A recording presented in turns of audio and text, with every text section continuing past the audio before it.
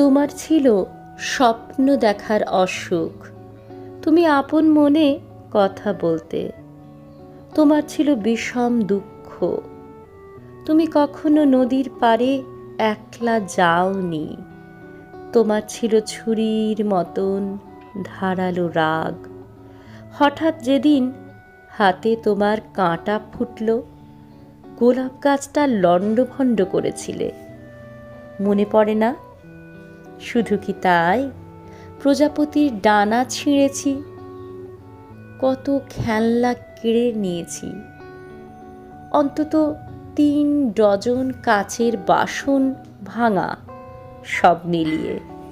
নিষ্ঠুরতায় এখনো তুমি কম যাও না।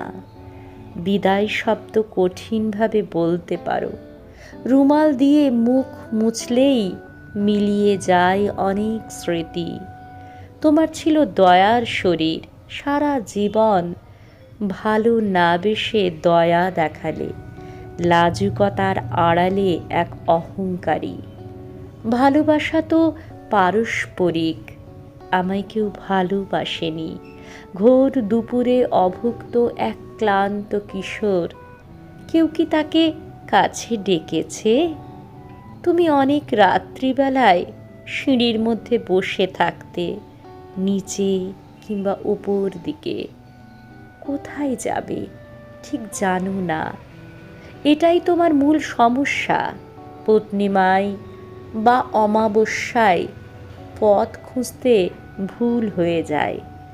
সেই নদীটা খুঁজতে খুঁজতে মনের ভুল গভীর বনে ঢুকে পড়লে, গভীর এবং অন্ধকারও, সেই অরণ্য শিবের বিশাল জটার মতন, নদীও তাতে হারিয়ে যায়।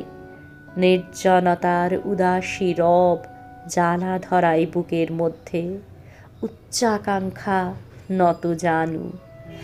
একলা রাস্তা পাওনি বলেই গিয়েছিল না দলে মিছিলে।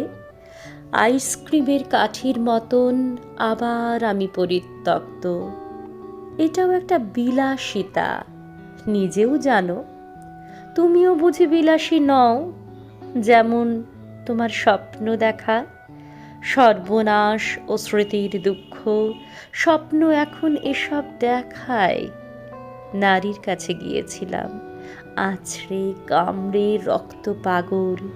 ভালোবাসার দুঃখ ছাড়াও সর্বনাশের গাঢ় মহিমা। এর থেকে কেউ দূরে যায় কি? এক এক সময় নেশার মতন দূরের দিকে চোখ ঠেকে যায়।